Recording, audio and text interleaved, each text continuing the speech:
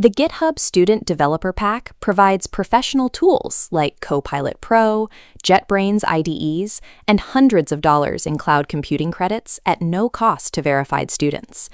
Accessing these tools requires passing an automated verification system that is notoriously sensitive. It is designed to flag even the smallest inconsistency, which often results in legitimate students being denied. To get approved on your first attempt, you must align your profile settings and your application data perfectly. This guide will walk you through that process step by step. Before starting, you need 3 specific items: an active GitHub account, a physical student ID or current transcript, and the physical zip code of your campus. Assembling these prerequisites now prevents the automated system from detecting mismatched data later. Most immediate rejections are the result of inconsistencies that could have been corrected before hitting submit. Log into your GitHub account. Navigate to your profile settings and select Billing and Plans.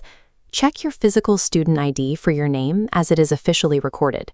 Enter your first and last name into the GitHub name fields exactly as they appear on that card, including middle initials or suffixes. Next, update your billing address. While GitHub does not require a credit card for this process, the address you enter must match the physical location of your campus or dormitory. Within your security settings, ensure 2-factor authentication is active. This is a requirement for account verification. The automated system runs an OCR scan on your document and cross-references every character against your GitHub profile metadata. When the scanner reads a full name like Jonathan on an ID, but finds John in the account settings, it flags a data mismatch. This specific point of friction is why applications are denied. Even the slightest discrepancy causes the locking mechanism to fail, leading to an immediate rejection. Precisely syncing your back-end profile data with your physical documentation removes the system's primary reason to flag your application as fraudulent. Go to your email settings.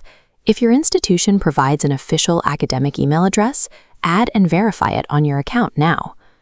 GitHub utilizes geolocation tracking during the application. It compares your browser's live coordinates against the known location of your campus. Because of this check, you should only select Allow Location Access when you are physically present on your campus.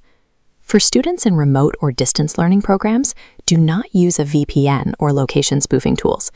Instead, use the Other text box in the application to explain your off-campus status.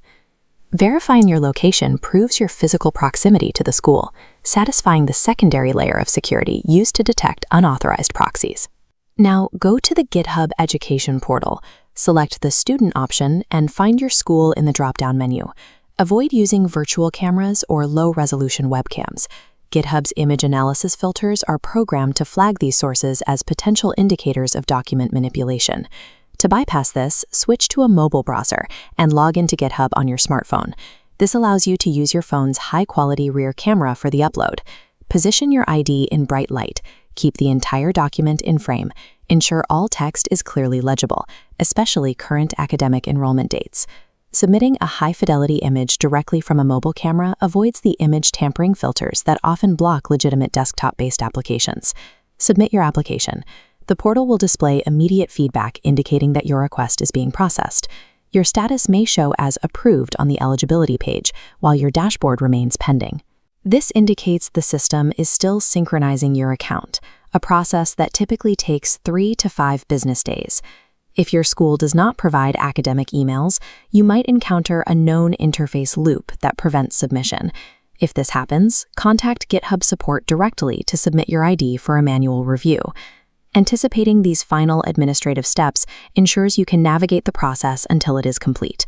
Once the pending status clears, you have full access to the professional developer environment.